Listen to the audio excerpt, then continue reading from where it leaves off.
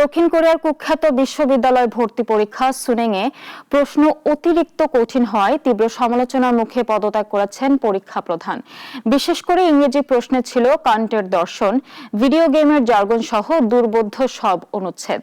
শিক্ষার্থীদের চরম ভোগান্তিতে ফেলেছে এসব প্রশ্ন। দক্ষিণ কোরিয়ার সবচেয়ে কঠিন পরীক্ষা বিশ্ববিদ্যালয় ভর্তি পরীক্ষা সুনেং। ৮ ঘন্টার ম্যারাথন এই পরীক্ষায় এবছর ইংরেজি প্রশ্নপত্র যেন ভোগান্তির নতুন রেকর্ড গড়েছে। শিক্ষার্থীদের অভিযোগ, শুধু কঠিন নয়, প্রশ্ন ছিল দুর্বোধ্য ও বিভ্রান্তিকর। কান্টের আইনে দর্শন, জটিল অনুচ্ছেদ আর ভিডিও গেমের জার্গন। মাত্র ৭০ মিনিটে ৪৫টি উত্তর লেখা অনেকের জন্যই অসম্ভব হয়ে ওঠে। ভয়াবহ সমালোচনার মুখে অবশেষে দায়িত্ব নিলেন ভর্তি পরীক্ষার প্রধান সেউং কিওল। ভুল স্বীকার করে তিনি পদত্যাগ করেছেন। শিক্ষার্থীদের অভিযোগ, অনুচ্ছেদ এতই জটিল ছিল যে প্রশ্ন বুঝতেই লেগেছে বেশিরভাগ সময়।